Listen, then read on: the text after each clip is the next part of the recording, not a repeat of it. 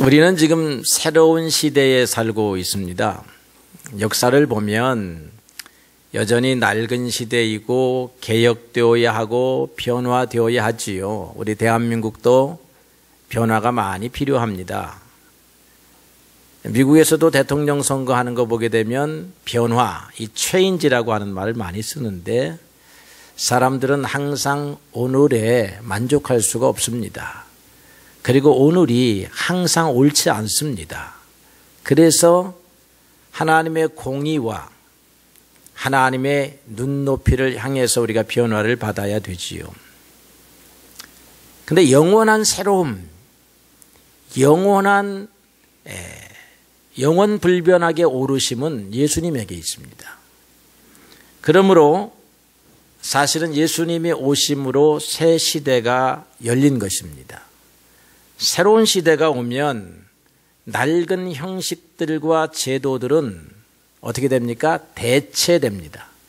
새로운 시대가 낡은 관습을 폭파시킨다, 이렇게 볼 수 있습니다. 오늘 세례 요한의 제자들이 예수님 앞으로 나와서 질문을 합니다. 선생님, 우리들도 그렇고 바리새인들도 그렇고 하나님을 잘 섬기는 그룹의 무리들은 오늘 금식하고 있습니다. 오늘 금식하는 날입니다. 그런데 당신은 이렇게 묻지 않고 당신의 제자들은 왜 이렇게 먹고 마시고 흥겹게 그렇게 지내는 것입니까? 우리가 생각하는 신앙하고는 좀 다릅니다. 이렇게 이제 질문을 하면서 예수님에게 의문을 표하고 있는 거지요.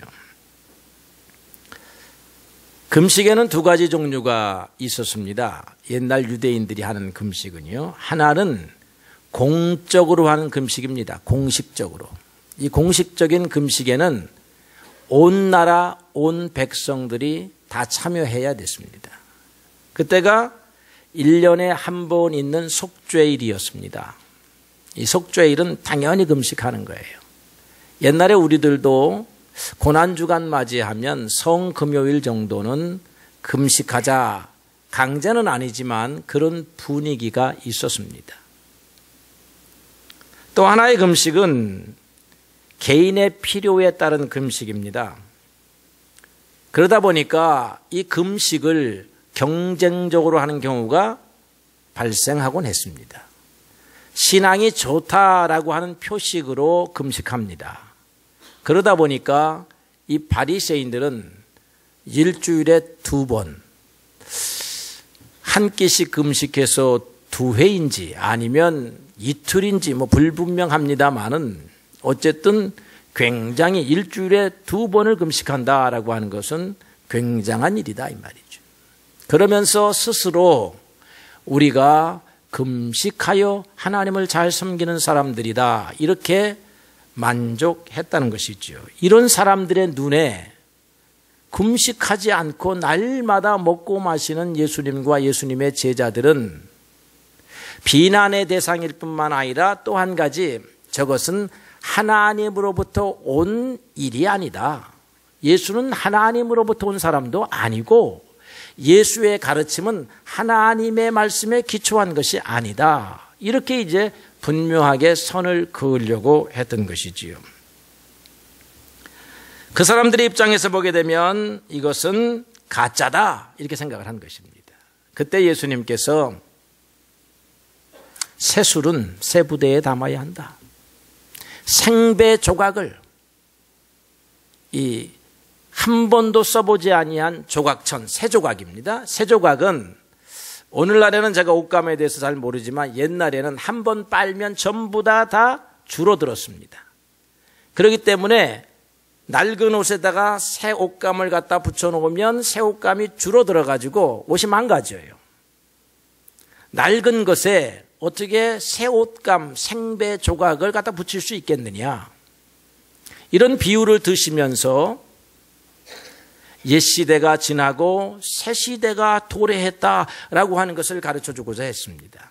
새 시대가 무엇이냐면 이 바리새인들이나 요한의 제자들이 기대하고 고대하던 분이 있어요. 하나님이 보내시는 메시아입니다.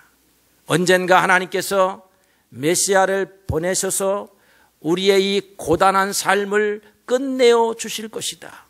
이 핍박받는 삶을 면제해 주실 것이다. 애굽에서 해방시키심과 같이 우리를 이 로마의 압제에서 해방시키실 것이다. 그분이 오실 것이다. 그렇게 기대하고 오늘은 우리의 죄가 너무나 커가지고 하나님이 보내어 주시지 아니하니 우리가 죄를 회개합니다. 우리가 경건하게 주님 앞에 나아갑니다. 라고 기도하고 더 나아가서 금식을 했다는 것입니다. 그런데 하나님이 보내실 분이 왔어요. 그래서 혼인잔치와 같이 오실 분이 오신 것입니다. 혼인잔치에 음식이 없으면 혼인잔치가 아닙니다. 어제도 우리가 혼인잔치 애들 갔다 오신 분들 많은데요. 먹을 것이 풍성의 혼인잔치입니다. 요즘에는 상갓집에도 먹을 것이 풍성합니다. 상갓집 음식을 가도 맛있고 혼인집 음식이 좀 덜 맛있을 경우도 있고 그래요.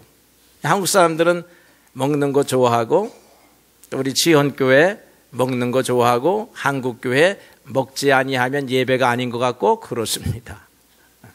그래서 하나님 안에 있는 사람들은 어떤 자세를 가져야 하느냐? 기쁘고 즐거운 자세를 가져야 한다는 거예요. 아버지를 간절히 기다리는 아들이 아버지가 없으면 어떻게 돼요? 슬퍼하잖아요. 아버지 손을 잡고 광장에 나갔는데 아버지의 손을 놓쳤습니다. 두리번거려요. 그리고는 어느 날 울음을 빵 하고 터뜨립니다. 근데 아버지가 얼른 찾아와서 손을 잡아주면 어떻게 돼요? 얼굴이 방긋방긋 하는 것입니다. 얼마 전에 TV 다큐멘터리를 보았는데 제목이 이런 제목이에요. 태어나자마자 홀로 된 어린이들. 누군가가 어머니 뱃속에는 있었잖아요. 10달 동안 안정적으로 공급해주는 양식을 먹으면서 평안히 있었는데 태어나자마자 어머니의 품을 잃어버렸습니다. 누군가가 버린 거지요. 유기한 것입니다. 이런 아이들에게는 기쁨을 찾아보는 생애가 어렵습니다. 보호자를 잃어버렸어요. 우리가 보호자가 없을 때에는 슬프고 탄식해서 보호자를 찾으려고 하는 온갖 노력을 하지만 보호자를 만나는 순간, 그 손을 잡는 순간, 그 품에 안기는 순간에 우리는 다시 기쁨을 회복하게 되지요. 행복을 다시 회복하게 되는 은혜가 있는 것입니다.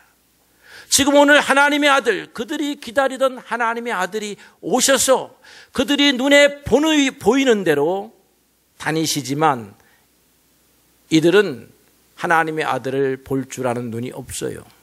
옛날에 우리나라가 암행어사 이야기가 있습니다. 암행어사는 항상 어떻게 다닙니까? 허름한 옷에 보따리 짊어지고 다닙니다. 암행어사 출두할 때만 관복을 다 입는다 이 말이에요. 지금 예수님이 마치 암행어사처럼 하늘의 복장, 그리고 이 땅에서 하늘의 복장에 해당되는 왕과 군주와 대신들의 복장을 입지 않으셨어요.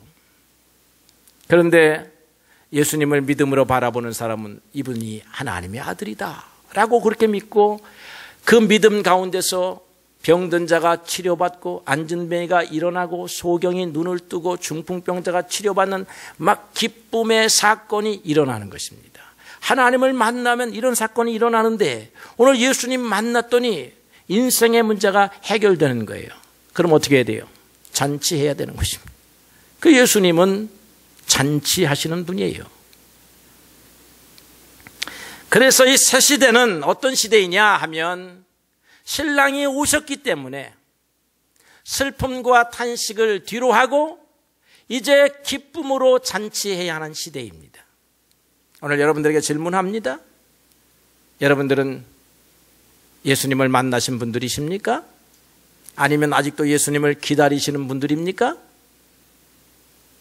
예수님을 만난 분이신 줄로 압니다. 우리가 다시 오실 예수님을 만나는 것은 영으로 오신 예수님, 육체로 다시 오실 예수님을 보려고 하는 것이지 오늘 살아계셔서 성령 가운데서 우리와 함께 하시는 그런 예수님은 오늘 우리가 만나고 있다 이 말이죠. 그러면 우리는 보호자의 손에 붙잡혀 있는 어린아이와 같은 것입니다. 어미의 젖가슴에서 영양분을 빨아먹는 어린아이와 같은 표정을 가지고 살아야 하는 것입니다. 그래서 이 복음, 예수님이 오셨다라고 하는 이 소식은 기쁨의 소식입니다. 예수님은 지금 잠시 떠나서 우리와 멀리 있는 분이 아니라 오늘도 하나님의 영으로 우리와 함께 하시는 분이십니다. 오늘 예수님의 임재, 하나님의 임재를 여러분들이 믿음 가운데서 느끼는 거예요. 찬양을 통해서 하나님의 임재를 느끼게 됩니다. 말씀을 통해서 세상 끝날까지 함께 하시겠다고 하는 하나님의 임재, 예수님의 임재를 우리가 느끼게 돼요. 이런 사람들은 삶의 여러 가지 고단한 삶 속에서 기쁨을 빼앗기지 않는다라고 하는 것입니다. 그래서 우리는 새 시대는 새 그릇으로 담아야 한다. 우리는 새 시대에 사는 사람들이다. 여러분들에게 두 가지만 소개하기를 원합니다. 첫째가 탄식이라고 하는 그릇 가운데 살지 말고 기쁨이라고 하는 그릇에 이 소식을 담아야 돼요. 이 말은 여러분들의 삶의 자세가 기쁨의 삶의 자세가 되어야 된다고 하는 것입니다. 슬픔과 탄식으로 살아서는 안 된다는 것입니다. 이제 여러분 앞에 문이 열려 있습니다. 그동안은 문이 닫혔습니다. 홍수가 났습니다. 벼락이 쳤습니다. 밖에 나가서 일을 해야 되는데 시간이 없었습니다. 그런데 여러분, 비가 그쳤습니다. 번개가 그쳤습니다. 날이 개였습니다. 햇빛이 쫙 비치웁니다. 그리고는 문이 열립니다. 이젠 여러분들 어디로 갑니까? 푸른 풀밭으로 갑니다. 여러분들이 양떼입니까? 물을 마시러 갈 수가 있게 되었습니다. 여러분들이 농부입니까? 여러분 농사 지을 수 있는 환경이 구비가 되어 있습니다. 여러분들이 어부입니까? 태풍이 그쳤습니다. 그리고는 바닷가로 나갈 수 있게 된 것입니다. 나가면 되는 것입니다. 이스라엘 백성들이 가나안 땅에 올라가려고 하다가 가나안 땅에 살고 있는 그 안악자손과 같은 거인족을 보고 무서워하고 두려워했습니다. 그리고 탄식했습니다. 이야, 올라가긴 올라가야 되는데 올라가다간 죽게 생겼구나, 이렇게 생각하는 거예요. 하나님이 올라가라. 그렇게 했을 때는 안악자손들을 어떻게 해놨어요? 흐물흐물하게 만들어 놨습니다. 이렇게 하나님이 만져 놓으셨다는 거예요. 그들이 가지고 있는 견고한 성은 어떻게 해요? 이렇게 만져 주물러 놓으셨습니다. 그래서 진흙과 같이 만들어져 있다는 거예요. 키는 큰데 멀대같이 클 뿐 건들기만 하면 쓰러지게끔 되어 있는데도 불구하고 그들의 겉모양을 보고 우리가 나아가지 못하고 뒤로 돌아서서 주랭랑을 놓는 것이 오늘 우리들의 모습이다 이 말이에요. 주님은 담대하게 앞으로 나아가라고 합니다. 내가 너와 함께 함으로 담대하게 앞에 가라고 합니다. 아니, 내가 너보다 앞서 갈 것이니 나아가라고 하는데 두렵습니다. 무섭습니다. 우리 앞에 저 안악자손이 없으면 모를까. 이게 이제 오늘 우리의 믿음의 현주소라 이런 것이죠.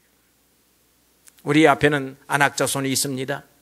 견고한 철갑을 두른 성들이 있습니다. 우리의 힘으로는 무찌를 수 없습니다. 그러나 주님이 가서 미리 먼저 만져 놓으셨습니다. 우리로 하여금 소리만 지르면, 발걸음만 떼면, 홍해를 향하여 지팡이만 던지면 갈라지게끔 주께서 만들어 놓으셨는데 우리는 눈앞에 보이는 홍해의 출렁거리는 물 때문에 탄식하여 울고 있는 사람들이다 이 말이에요. 예수 만난 사람들의 삶의 태도가 아니라는 것입니다. 예수 만난 사람들은 홍해를 보아도, 여리고성을 보아도, 거인족을 보아도 담대하게 앞으로 나아가는 사람입니다. 기쁘게 나아가는 사람들이라 이 말이지요. 열왕기 사무엘 하를 보니까요, 사울 임금이 다윗을 죽이려고 하는 가운데 이런 꾀를 냈습니다. 다윗에게 사위 자리 준다 그래라. 그래서 대신들이 가서 왕의 사위가 되니까 이번에 왕의 사위 잘해가지고 왕의 사위가 되시오. 사울의 조건이 뭐냐면 블레셋 사람 100명과 싸워서 그들의 양피 뭐 설명하기가 좀 어렵네. 그들을 100명 죽였다고 하는 표식 가지고 오너라. 뭐 귀 100개 잘라오라 이런 거지. 그러니까 사울이 생각할 때, 일반적으로 생각할 때 천하의 다윗이라 할지라도 100명과 싸워 이길 수는 없다라고 생각한 거예요. 그리고 이 100명을 어떻게 싸워 이겨요? 100명 싸워서 이기려고 하면 200명, 300명이 있는 자리에 가서 싸워야지 100명만 달랑 있는 부대가 없다 이 말이에요. 그러니까 적진으로 들어가서 죽어라. 다윗이 이 명령을 받고 거절을 해도 죽게 생겼고 나아가서 싸워도 죽게 생긴 그런 상황이에요. 우리가 볼 때에는. 그런데 다윗이 나갑니다. 나가더니 200명의 증거물을 가지고 와서 딱 제시를 해요. 이게 도대체 어떻게 이런 일이 벌어졌을까라고 했더니 그 다음 밑줄에 성경 말에 하나님께서 그와 함께 하심으로 이런 말이 기록되어 있습니다. 다윗이 사울의 제안을 듣고 울지 않았다는 거예요. 탄식하지 않았다는 거예요. 이제는 죽었구나, 길이 막혔구나 생각하지 않았다는 거예요. 하나님을 의지했다는 거예요. 그러니까 하나님이 힘을 주셨다는 거예요. 가거라, 내가 너와 함께 하리라고 하는 음성을 들었다는 것입니다. 그리고 나아가서 자기 종자 몇 명과 함께 싸웁니다. 모든 싸움을 하나님이 주관하시더니 사울이 요구하는 2배의 성과를 거두어 와가지고 사울에게 내놓는 사람이 되었다는 것입니다. 무슨 문제입니까? 다윗이 우리보다 팔씨름을 잘하는 문제가 아닙니다. 다윗이 우리보다 무술 훈련을 많이 했다는 문제가 아닙니다. 다윗은 하나님을 바라보았다는 이야기입니다. 다윗은 하나님의 약속을 믿었다는 이야기입니다. 자기의 가는 길을 지키실 하나님을 보았다는 것입니다. 사랑하는 성도 여러분, 오늘 우리의 차이가 힘의 차이, 재산의 차이, 지식의 차이가 아니고 하나님을 바라보는 믿음의 차이에 승리의 여부가 달려있다라고 하는 것이죠. 그래서 믿음의 사람들은 지금 현재를 보고 탄식하는 사람이 아니라 하나님을 보고 기뻐하는 사람들입니다. 데살로니가전서 5장 16절로 18절의 말씀에 항상 기뻐하라 그랬습니다. 쉬지 말고 기도하라, 범사에 감사하라. 이는 그리스도 예수 안에서 너희를 향하신 하나님의 뜻이니라. 하나님이 우리로 하여금 기뻐하라는 것입니다. 그런데 그 앞에 전제를 달아놨어요. 그리스도 안에서 하나님의 뜻입니다. 하나님이 그리스도 안에서 승리를 약속해 놨다는 거죠. 그러므로 기뻐하라. 기쁨으로 너희의 마주친 상황을 대면하라. 그런 것입니다. 두 번째로는요, 절망이라고 하는 그릇이 아니라 감사라고 하는 그릇에 이 복음을 담아야 한다. 하나님의 아들 예수를 주셨다라고 하는 이 놀라운 소식을 듣고 우리가 감사한다라고 하는 것입니다. 사람들이요, 옛날에는 어떻게 하나님의 마음에 합했느냐 하면 율법을 잘 지켜야 하나님의 마음에 합했습니다. 그런데 율법의 기준을 보고 형법을 딱 보고 자기의 삶을 오늘 하나 평가하니까 우리가 지금 참회의 기도도 합니다마는 여러분들이 저울을 갖다 놓고 달아보십시오. 내가 잘한 일, 내가 못한 일. 내가 잘한 일이 많다라고 생각하는 사람들은 마음속으로 한번 손을 들어보십시오. 대단한 사람들입니다. 네, 그렇게 믿으시면. 그러나 대체적으로 우리가 잘한 일보다는 못한 일이 많아요. 못한 일이 무게가 많습니다. 특별히 하나님 앞에서는 그래요. 사람의 눈으로는 잘한 게 많지만 하나님의 엄밀한 눈으로 보게 되면 잘한 게 덜합니다. 하나님 우리의 마음속의 죄까지 찾아내시니까, 그 마음속의 죄까지도 저울에 들어 올리시니까 우리가 죄가 더 많다 이 말이죠. 그러면 어떤 문제가 발생하느냐? 하나님이 선생님이 채점 딱 해가지고 이 학생의 채점은 70점 이렇게 한다 이 말이에요. 한 90점 맞아야 우등생이 되는데 70점 맞아갖고 우등생이 되겠느냐 이게. 오늘 이따 재직회 시간에, 재직 세미나 시간에 여러분의 그 신앙 성적을 한번 좀 평가를 해봅시다. 2016년도에 한 해 동안의 내 신앙 점수는 80점 넘는 사람이 있을까 내 눈에 잘 안 보이는데, 여러분들이 또 저를 볼 때 어떻게 볼지 모르지만 어쨌든 부족한 사람들이 우리 점수가. 그러면은 상급이 없는 거야. 옛날 시대에는 상급이 없는 거야. 행한 대로 주기 때문에 상급이 없어. 행한 대로 때리기 때문에 맞기만 해. 그게 구약시대입니다. 그러니까 사도 바울이 깨닫기를 오호라 나는 곤고한 사람이로다. 하나님의 정의의 저울에 나를 달아보니 혼날 일만 남았구나 이 생각한 것입니다. 그런데 예수님께서 오셔서 상을 들고 오셔요. 사람들이 생각하기에 우리는 저 상을 받을 자격이 없다. 저 상 뒤에 채찍이 있어가지고 채찍이나 안 맞으면 좋겠다 하는 사람들에게 아무리 찾아봐도 채찍이 없고 상을 푸시는 거야. 예수님께서 먼저 주시는 거야. 먼저 용서하시는 거야. 먼저 이렇게 사랑을 하는 것입니다. 그러니까 우리의 삶의 태도가 무엇이어야 되느냐면 감사다 이 말이에요. 자격이 없는 나에게 하나님이 은혜를 베풀어 주셨습니다. 이게 오늘 예수님을 만난 사람들의 자세입니다. 한편으로는 기쁨이요, 한편으로는 감사입니다.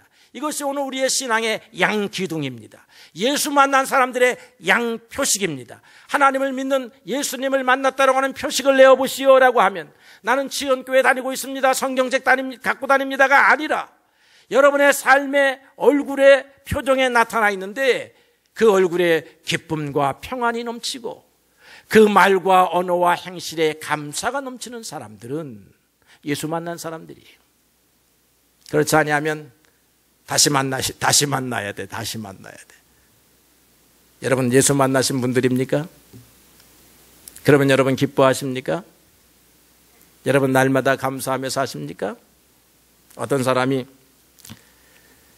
수도사가 되려면 무건수행을 하라고 합니다. 무건수행, 말하지 말고 수행하라. 일주일에 한 번. 여러분 일주일에 한 번 무건수행하라고 하시면 할 수 있겠어요? 제가 일주일에 하루 금식하라고 하면 내 금식은 하겠는데 말하지 말라고 하면 나도 못하겠더라고.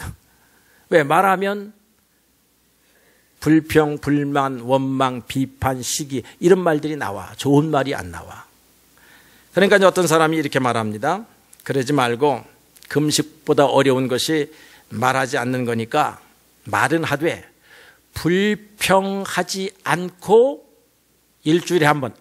이것도 어려워요, 여러분. 저는 다시 교정해서 제안합니다. 한 달에 한 번. 한 달에 하루. 1월 1일, 2월 2일 부인에게 약속하는 것입니다. 오늘 하루만큼은 절대로 불평하지 않겠습니다. 여러분 부부관계 약속하시고 하루를 살아보세요. 그렇지 않으면 당신 왜 그래, 너는 왜 그래 이렇게 티각티각하다가 싸워가지고 별것도 아닌 문제가 심각해져가지고 부모님 앞에 와서 그냥 헤어지니 마느니 하고 제3자가 중재해야 되고 골치 아파. 이런 사람들 골치 아프다 이게. 한 달에 한 번만이라도 말할 때에 불평을 하지 아니하고 감사를 해본다. 그러면 역으로 불평하는 것이 아니라 감사하면 이런 사람들은 예수 믿고 사는 사람들과 같단 말이죠. 상황이 어려우면 불평하게 되어 있습니다. 다른 사람한테 맞으면 원망하게 되어 있습니다. 그런데 예수 믿는 사람들은 맞아도 감사해본다 이거야. 저 사람이 나를 무시했지만 한번 감사해본다 이 말입니다. 그런 훈련을 통해서 요셉이 나오고 다윗이 나왔어요.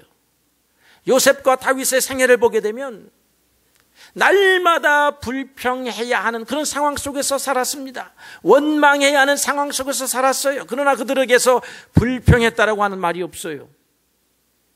아니 불평했겠지만 이 성경의 기자가 보니까 비중이 불평보다는 감사가 많았던 거야. 여러분 그렇게 되면 여러분들의 생애도 달라져요. 저도 불평하지요. 원망하지만 유장열 목사를 만나보니까 말하는 것 가운데 10마디 가운데 한두 마디는 불평도 있지만 8, 9마디는 감사 이런 말이로구나. 이러면 그 사람이 어떤 사람이 되는 사람이 감사의 사람이 되는 것입니다. 자기를 평가하세요. 10마디 할 때에 나는 어떤 말을 많이 하는가. 이 훈련해야 돼요. 한 달에 한 번 하루 불평을 제하고 원망을 제하고 믿음 약한 말을 제하고 이 제해보고 한번 살아보십시오. 2017년도에 한번 계획을 세워보십시오. 특별히 불평거리가 있으면 다른 사람한테 가서 하되 아내한테 하거나 남편한테 하지 마세요. 자식한테 하거나 형제한테 하지 마시고 저기 한강다리에 가가지고 날아다니는 기러기한테 야 이 기러기 나쁜 놈아 이렇게 욕하고 부인 보면 남편 보면 불평하지 않는 거야. 한 걸음 더 나아가서 감사해 이렇게 말해보는 것입니다. 한 달에 하루를 그렇게 말할 수 있다면 하나님이 한 달 1년 365일을 그렇게 말할 수 있는 은혜와 능력을 주시리라 믿습니다. 오늘 여러분 결론을 맺습니다. 예수 믿는 사람은 어려워도 기쁨을 빼앗기지 아니하여야 합니다. 예수 믿는 사람은 힘들어도 불평하지 않고 감사해야 하는 사람입니다. 이게 예수 믿는 가장 강력한 증거입니다. 이게 새 시대의 은혜입니다. 놀라우신 은혜가 여러분의 가정과 삶 속에 넘치기를 바랍니다.